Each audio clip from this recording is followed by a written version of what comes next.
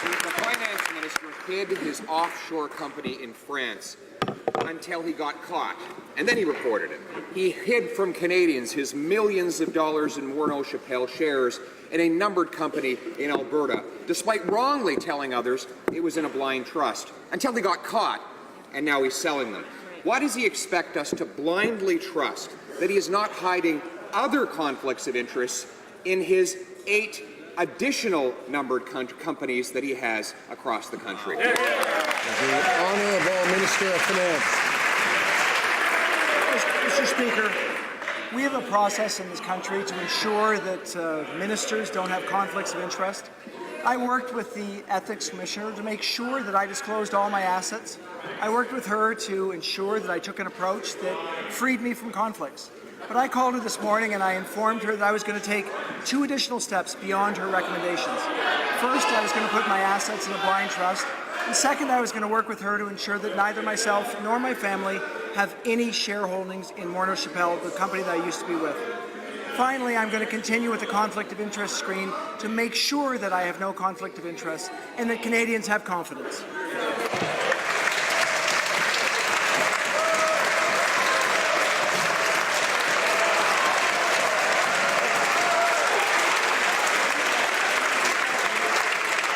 Order.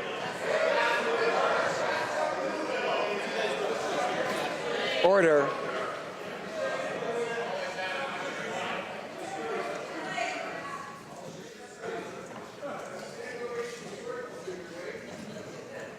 The Honourable Member for Carleton.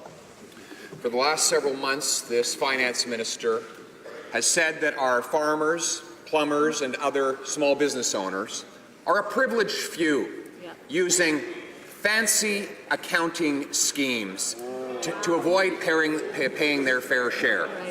We now learn that this finance minister used a loophole, putting millions of dollars of shares he was otherwise banned from owning into a numbered company in Alberta in order to continue to earn millions of dollars. Now that this hypocrisy is exposed, doesn't he think it's time to apologize to those business owners he slandered? The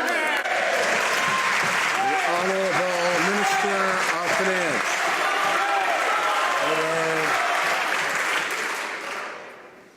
Mr. Speaker, two separate issues there. So let's start with what we've actually been working with on behalf of Canadians. We're working towards... Order. I'm going to ask the members, I'm asking the Honourable Member for St. Albert, Edmonton and others to try to restrain themselves and to wait until it's their turn, if it comes today, to speak, and not speak when they haven't got the floor, as they know the rules don't permit interruptions. The Honourable Minister of Finance has the floor. Mr. Speaker, 2 issues from that question. First, we've been working with Canadians to make sure that we have a tax system that doesn't create advantages only for the very wealthy. We've also ensured that we have tax rates that are low so small businesses can invest across the country. And with respect to my own finances, what I am going to continue to do is to work with the Ethics Commissioner to make sure that I not only meet all of her recommendations, but even go further to ensure that Canadians have confidence in the long-term future of this country and confidence in the role of the Minister of Finance. Member for Carleton. The minister has vast powers at his hands that he would be able to use to advantage the company in which he had tens of millions of dollars of secret holdings. He committed to the Ethics Commissioner in writing that he would recuse himself from any matters that might advantage Morneau Chappelle. Can the minister tell us how many times he recused himself from matters relating to Morneau Chappelle since he took office? Great question. The Honourable Minister of Finance. Mr. Speaker, I'd like to start by setting the record straight. I disclosed all of my assets to the Ethics Commissioner to meet up to the high standards of integrity that this government wants to continue to uphold. I will continue to do so. What I can say is that we will, on an ongoing basis, continue to work on behalf of Canadians. We know that what's important is that we meet up to their standards. I will ensure that, to the extent that there's any approach that the Ethics Commissioner advises me to take, I take. And as I said, I'm going that one step further than any person has before me to divest of my assets in Morneau Chappelle.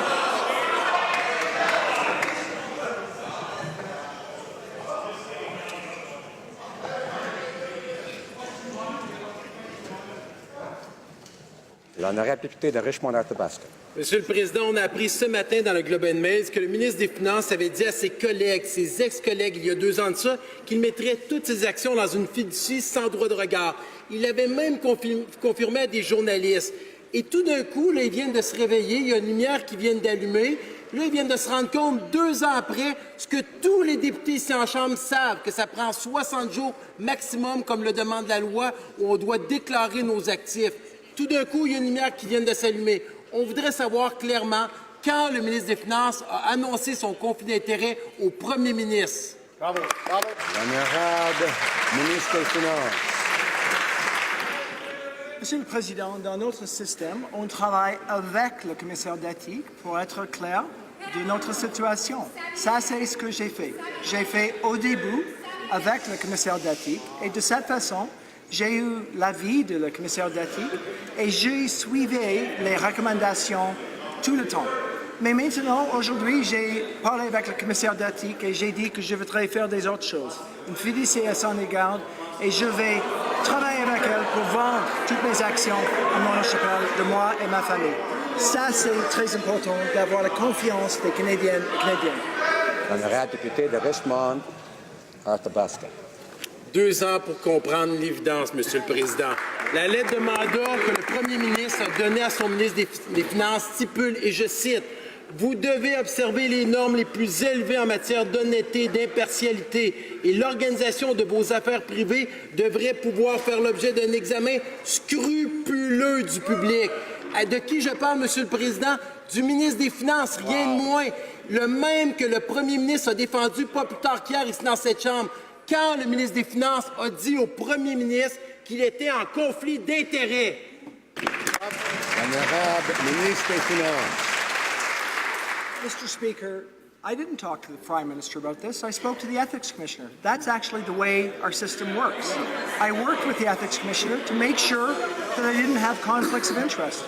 And in fact, I followed to the letter the approach that she suggested. What I'm saying today is that I don't think the distractions, the slander, the things that are being said across the hall are in any way helpful to our economy or to Canadians. So I'm going to move forward and take an additional step, a step that will ensure the confidence of Canadians and ensure that I can get back to the work that I want to do. L'honorable député de Rimouski-Lingette, M. Porte-les-Basses. Monsieur le Président, le ministre des Finances, pendant 2 ans, a dit à sa propre compagnie qu'il placerait ses intérêts dans une fiducie sans droit de regard. Il a dit pendant 2 ans aux médias qu'il placerait ses intérêts dans une fiducie sans droit de regard. Il a dit pendant 2 ans qu'il placerait ses intérêts à ses propres collègues dans une fiducie sans droit de regard. Pourquoi, pendant 2 ans, a-t-il induit en erreur les médias, ses collègues, sa compagnie et en fait tous les Canadiens?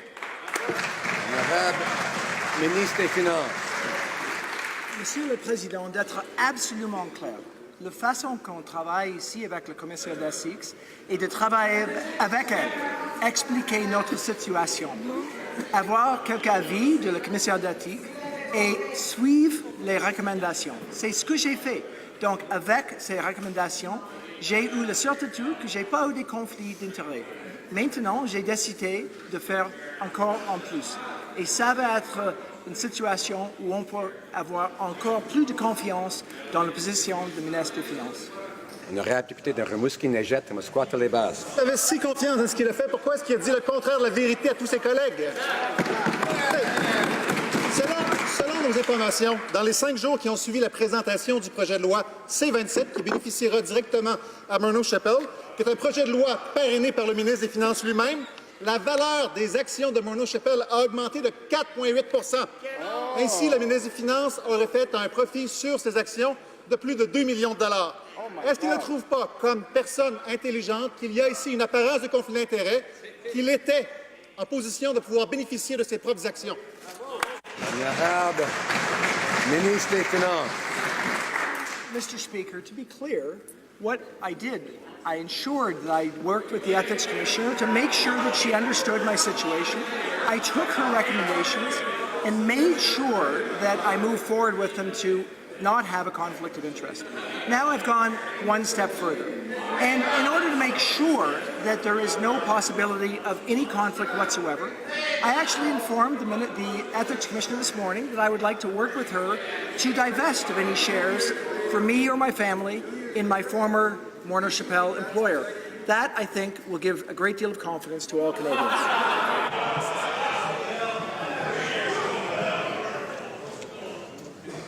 The honourable member for Skeena-Bulkley Valley. Thank you, Mr. Speaker. In the few days after he personally introduced Bill C-27, a bill designed to attack the pensions of Canadians and help firms like Morneau Shepell, the value of Morneau Shepell's stocks increased by 4.8%. For the finance minister's personal holdings, that represented a profit of over $2 million in just 5 days. That's more money than the average Canadian makes in a lifetime of work. The minister constantly talks about serving the public, but how does pocketing millions of dollars from his work as the minister do anything but serve himself? Honourable Minister of Finance. Mr. Speaker, in fact, as I said this morning to the Ethics Commissioner, I've taken all of her recommendations because I respect the office of the Ethics Commissioner, and I believe that what she's doing is trying to ensure that we don't have conflicts of interest. I also said that I'm going to move forward with additional steps to work with her and her office in whatever way I can in order to move away from having any of those shareholdings. And that will happen over the course of time. I won't have any understanding of what the actual proceeds will or won't be, and that's the process as it should be.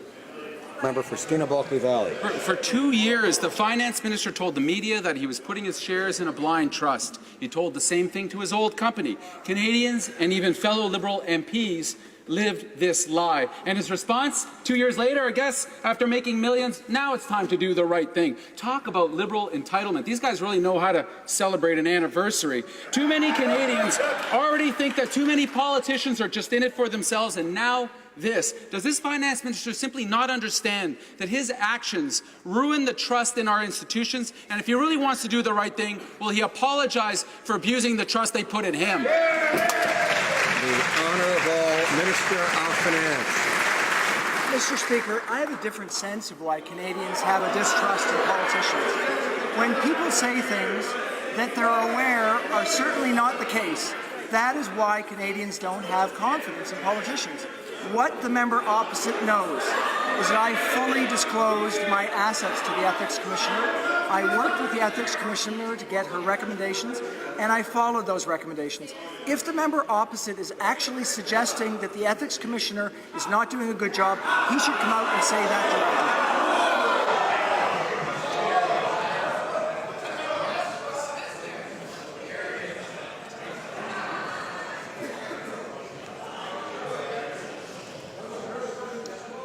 L'honorable député de Beauce. Monsieur le Président, ce gouvernement s'est fait élire sous la rubrique de la transparence et aujourd'hui, ce qu'on a, c'est tout le contraire. Le ministre des Finances et sa compagnie Morneau Shepell a bénéficié des actions du ministre lui-même. Sa compagnie a fait de l'argent et le ministre détient encore des actions de cette compagnie-là.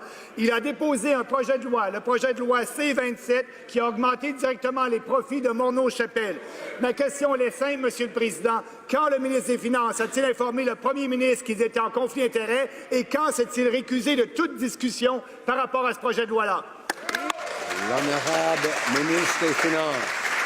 Monsieur le Président, la façon d'assurer qu'on n'a pas un conflit d'intérêts au Canada, c'est de travailler avec le commissaire d'éthique. Et c'est ce que j'ai fait. J'ai expliqué ma situation, elle m'a donné quelques avis et j'ai suivi les recommandations. Et ça, c'est la façon d'être certain qu'on n'a pas un conflit d'intérêts. Je vais faire des choses en plus, avec une fiducie en son égard et avec une situation où je vais travailler avec le commissaire pour vendre les actions de moi et ma famille dans la compagnie Morneau Shepell. Ça va être certain qu'on peut avoir la confiance dans ma position. Député de Beauce. Monsieur le Président, ce qu'on doit regretter, c'est que ces discussions avec la commissaire à l'éthique n'étaient pas dans le but d'avoir plus de transparence, mais dans le but de trouver une façon de contourner la loi. Et c'est ce qu'il a fait, et c'est ce qu'il voulait faire depuis 2013. En 2013, le ministre a prononcé, alors qu'il était directeur de Morneau Shepell, un discours où il a parlé de la nécessité d'une loi qui permet les régimes à prestations cibles au Canada. Or, en 2016, il a livré la marchandise, il a déposé ce projet de loi-là qui a bénéficié au ministre lui-même et à sa corporation. Quand le ministre s'est-il récusé de ces discussions? L'honorable ministre des Finances. Monsieur le Président, je vais continuer dans mon situation de travailler pour les familles canadiennes, pour la classe moyenne au Canada, parce que je sais que c'est très important. Nous avons fait beaucoup de choses très importantes dans notre pays. Une réduction d'impôts pour la classe moyenne, l'introduction d'allocations canadiennes aux enfants, une amélioration de notre système de retraite pour les Canadiennes. Et nous allons continuer avec les mesures, les politiques qui vont aider les familles canadiennes. Ça, c'est quelque chose de très important pour moi. Je voudrais continuer avec le travail important et pas avec les choses qui sont vraiment pas nécessaires à parler au sujet de. The Honourable Opposition House Leader. Order. Mr. Speaker, in 2013, the executive chair of Morneau Chappelle said, and I quote, "We need legislation enabling target benefit plans in all Canadian jurisdictions," unquote. So he made it happen. He became the Minister of Finance and he tabled the legislation himself. To make this conflict much worse, Morneau Chappelle continued to pay that minister tens of thousands of dollars a month. The question the minister has not answered is why did he not recuse himself around discussions about Bill C-27? Honourable Minister of Finance. Mr. Speaker, the process for working with the Ethics Commissioner, which all 338 members in this House are familiar with, is actually presenting your assets, working with the Ethics Commissioner to understand her advice, and taking that advice, respecting the officers of Parliament. And what I did was I took the advice, I respected the officer of Parliament, and I moved forward with a conflicts of interest screen, which I know has been put in place for the last year and a half.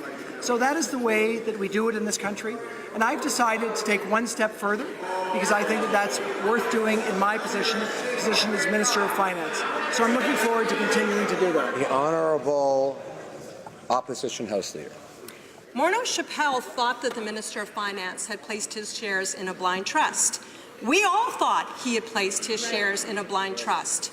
He had not done that, and in fact, he was enacting legislation that would directly benefit him and Morneau Chappelle. I have a different question. Maybe the minister will answer this. At any time did the minister discuss Bill C-27 with Morneau Chappelle while he was finance minister? At any time did they discuss this bill? The Honourable Minister of Finance. No. The Honourable Member for Barrie Innisfil. Time and time again, the minister has claimed that he's been in full compliance with the ethics law, but now we find out that by his own admission today that he's not been. Well, here's another one, Mr. Speaker. Last week we learned that the minister has been hiding his ownership of an offshore corporation for over 2 years, something he is obliged by law to disclose. How can any Canadian believe anything that this minister says when he keeps saying that he's been following the law, and we now know that that isn't true? The Honourable Minister of Finance. Mr. Speaker, I know the members opposite are familiar with the approach to declaring assets to the Ethics Commissioner, to getting the advice of the Ethics Commissioner, and to moving forward, and that's exactly the approach that I've taken.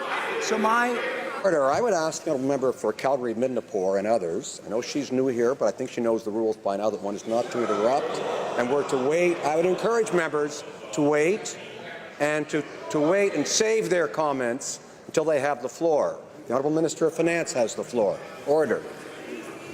So my situation has been fully disclosed, and what I've now said this morning is that I'm actually going to go a step further, and that step further is, in my estimation, something that is necessary because of the distraction that this places at our feet at this moment. So putting in place a blind trust, making sure that I no longer, or my family no longer has shares in Morneau Chappelle, I think will help with the confidence allowing us to do our job.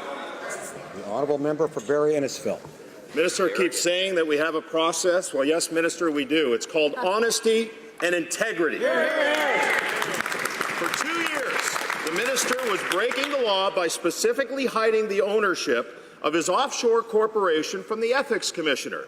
That's not called compliance. That's not called working with the Ethics Commissioner. It's called hiding from the Ethics Commissioner. When will the minister finally admit that he broke the law. The Honourable Minister of Finance. Mr. Speaker, to address the question directly, I disclosed all of my assets to the Ethics Commissioner at the time of discussing that with him. We did, in fact, find out later that there was one administrative error which was not substantive. So we've corrected that problem. What I will do on an ongoing basis is work with the annual process to make sure that we disclose everything to the Ethics Commissioner, which will help Canadians to have confidence. And what I know now is that I will ensure that I live by those very high standards, because that will allow me to get on with the work that we want to do to improve the lives of Canadians. Monsieur le Président, le ministre des Finances joue au caméléon. Mais quand nous avons devant nous tous les éléments d'un conflit d'intérêts, on appelle ça un conflit d'intérêts. Le ministre des Finances est responsable de la convention fiscale entre le Canada et la Barbade. La Barbade est reconnue comme un paradis fiscal. Morneau-Chapelle possède une filiale, devinez où? À la Barbade. Monsieur le Président, le ministre des Finances s'est-il récusé des discussions sur cette convention fiscale?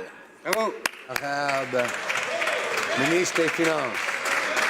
Mr. Speaker, while the opposition is focused on me and my personal finance, I'll tell you what we're going to focus on. We're going to focus on continuing to work for Canadians. The work we've done over the last couple of years is not finished, but it's a really, really great start. We've got a situation where our economy is growing at a pace that wasn't seen during the years of the previous government. We've seen more growth in employment over the last year than we've seen in a decade. So Canadians are feeling better. Middle-class Canadians have the possibility of getting a job. We know there's more work to be done, and we're going to focus on it. L'honorable député de Beauport, Côte-de-Beaupré, Charlevoix. C'est triste de voir que quelqu'un comme le ministre des Finances se croit au-dessus de tout. Le ministre des Finances est responsable de la convention fiscale entre le Canada et la Barbade. On vient d'apprendre qu'il a enfin trouvé le gros bon sens grâce à nos pressions constantes. Il s'est enfin aperçu que les taux se resserraient autour de lui et qu'il était en conflit d'intérêts. Avant de mettre ses avoirs en fiducie, a-t-il pris la peine de se récuser de toute discussion du cabinet en lien avec la convention fiscale avec la Barbade? L'honorable ministre des Finances. Monsieur le Président, comme j'ai dit, c'est très important d'avoir un système pour les conflits d'intérêts dans notre pays. Et j'ai suivi les recommandations de la commissaire d'éthique. Et c'était très important de suivre les recommandations, de respecter les gens dans le Parlement. Et ça c'était l'approche importante. Je vais continuer à le faire. Et pour moi, d'avoir la certitude que je n'ai pas un conflit, j'ai décidé de faire encore plus. J'ai décidé de faire des choses comme vendre mes actions, les actions de ma famille, des choses comme une fiducie sans égard pour être certain que je n'ai pas et je ne peux pas avoir des conflits d'intérêts. Well, Mr. Speaker, that makes it clear the minister hid his money and now he's still hiding from Canadians. Yeah. And the Prime Minister directed the Finance Minister to, quote, uphold the highest standards of honesty and impartiality, an obligation that is not fully discharged, the PM said, by simply acting within the law. The Finance Minister directly benefits from the tax treaty with Barbados. He oversees negotiations that set the tax rules between these two countries. That's not impartial.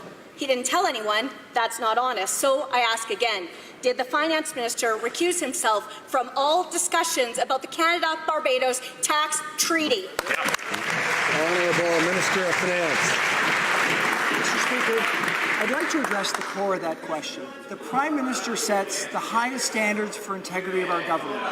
He expects us to follow through on the commitments that we have to make to ensure we don't have conflicts of interest.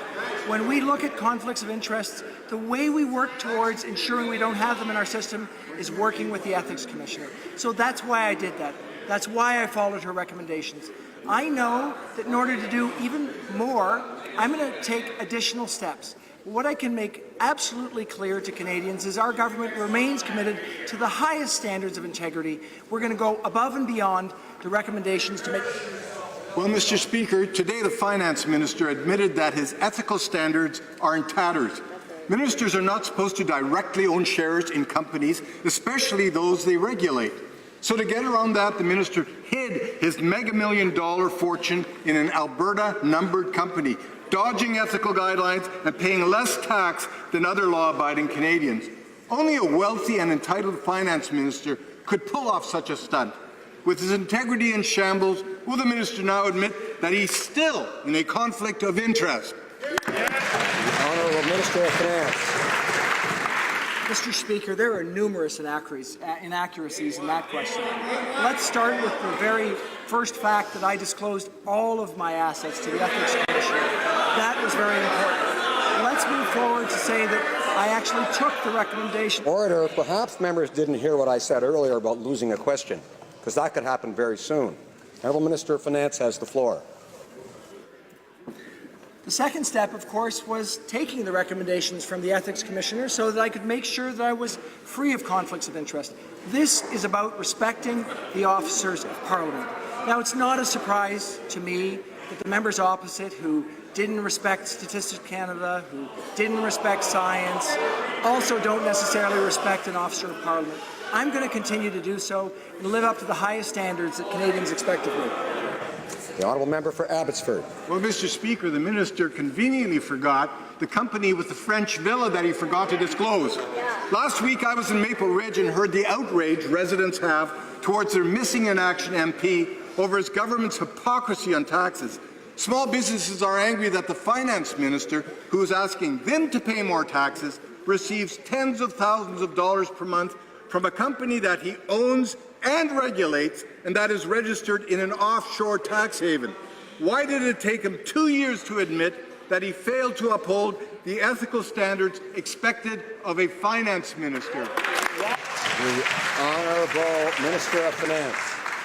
Mr. Speaker, the statement was entirely factually incorrect.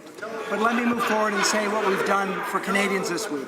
For small businesses across the country, we are moving forward to lower their tax rate. By January 1st, 2019, they will have a 9% tax rate, which is lower than the 10.5% presently. What we're also doing is making sure their system is fair. Businesses will be able to continue to save within their company so that they can actually invest in their business or have a retirement, but we will do that in a way that doesn't advantage the very few that are already successful.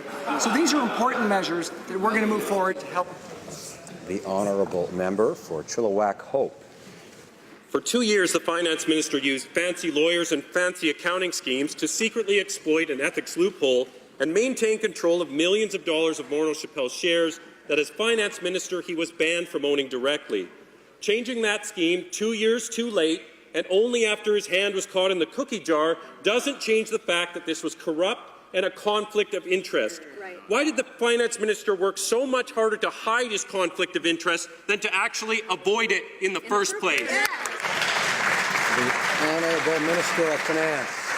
Mr. Speaker, based on this question, I can only assume that the member opposite is questioning the advice of the Ethics Commissioner. What I did by exposing all of my assets to the Ethics Commissioner is I allowed her to give me advice on how best to move forward to ensure that I didn't have a conflict of interest.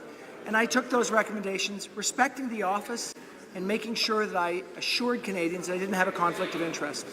By taking the additional step, moving forward to do things not required of me, I want to make sure that we can continue to do the work that we want to do for Canadians, to make sure that Canadian families are having success and that we're doing better and better over the years to come.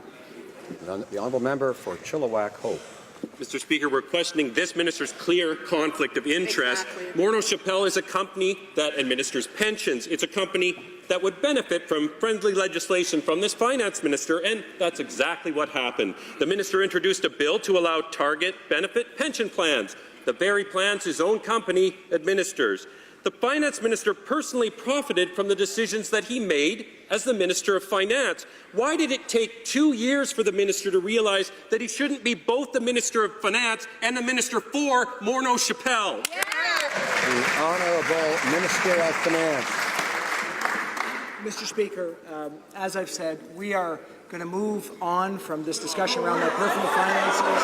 We're going to ensure that we do the work that Canadians want us to do. We know that dealing with conflicts of interest. That's important. We've done that. I've taken an additional step. Now what we're going to do is we're going to work to ensure that the growth that we've seen in our economy continues, that the jobs that we've grown in our economy help families, and that we can continue to add more new jobs. That's the work that we're committed to doing for Canadians. Thank you, Mr. Speaker. Mr. Speaker, the facts are clear. The finance minister's letter was specific. In 2015, he told all the owners of his company, Morneau Chappelle, and Canadians that he would put his assets into a blind trust. He clearly knew what the right thing to do was. But instead, he chose to use a loophole and continue to deliberately hide and control millions of dollars. Another important question is, what Canadians need to know, when did the Prime Minister, was he complicit or deceived? When did he know? The Honourable Minister of Finance. Mr. Speaker, to be absolutely clear, disclosing all my assets was very important, and that's exactly what I did with the Ethics Commissioner. That's the way the system works. I did that because the Prime Minister asked myself and all of the members of our government to live up to the highest standards of integrity. Working with the Ethics Commissioner and taking her recommendations is really respecting the role of that officer of Parliament. We will continue to respect the role of Parliament and take her recommendations as opposed to the ill-informed recommendations across the hall. The Honourable Member for Elgin, Middlesex, London. Thank you very much, Mr. Speaker. And I'm just going to remind the Finance Minister I will not be shamed by his personal lack of respect for this Parliament, so thank you. I'm just going to remind him that his job was to uphold the highest standards of honesty and partiality, that he should arrange his personal private affairs with the conflict of interest rules, and it was just not beyond the letter. It was the letter of the law that may be there, but his job was to go over and above. So I'm asking now, can the Finance Minister confirm, was he hiding this from the Prime Minister as well? Thank you. Minister of Finance. Mr. Speaker, I think I've been very clear to say that the Prime Minister expects us to live up to the highest standards of integrity, and that's what we've done here. He expects us to work with the Ethics Commissioner. He expects us to take the recommendations of the Ethics Commissioner and put them into place. In my situation, the Ethics Commissioner gave me some very specific ideas on how I could best ensure that I didn't have conflict of interest. I followed those recommendations. Now I'm going to take some additional steps to go even further. That, Mr. Speaker, I think will assure all Canadians of confidence in this role. The Honourable Member for Provencher. Thank you, Mr. Speaker. These are the facts. The Prime Minister clearly instructed the Finance Minister to arrange his private affairs in a way that would bear the closest public scrutiny. The Finance Minister told Morneau Chappelle and the press that he would place his holdings in a blind trust to avoid conflicts of interest. But 2 years later, we now know that he did no such thing. What? I'll give the Minister another opportunity to answer the question. When did he tell the Prime Minister that he chose not to put his assets in a blind trust, despite committing to do that? Good question. Good question. The Honourable Minister of Finance. Mr. Speaker, I'd like to actually go to the real facts as opposed to the alternative facts and give a little explanation to the member opposite. So the real facts are that I gave all of my assets to the Ethics Commissioner so that she could determine the best way to avoid conflicts of interest. She told me that the best measure of compliance was to put in place a conflict of interest screen, which is exactly what I did. So complying with the Ethics Commissioner, respecting an officer of Parliament, that's the way we'll continue to comport ourselves. And in fact, I'm going to go some steps further than that. So, Mr. Speaker, the minister least capable of relating to the hard-scrabble realities of middle-class small business, the Liberals' chief tax loophole closer, is finally closing a loophole through which he moved his great wealth in clear violation of the spirit of ethical guidelines and the law. But there's still the minister's unreported private corporation in France. Mr. Speaker, can the Finance Minister tell us whether he's been served notice by the Ethics Commissioner of his violation of the Conflict of Interest Act? The Honourable Minister of Finance. Mr. Speaker, as I've reported to this House, I disclosed all of my assets to the Ethics Commissioner, and as I found out recently, we did have an administrative oversight around the approach that I took to actually purchase a house. So we've corrected that oversight, and I've worked with the Ethics Commissioner to make sure that that is clear.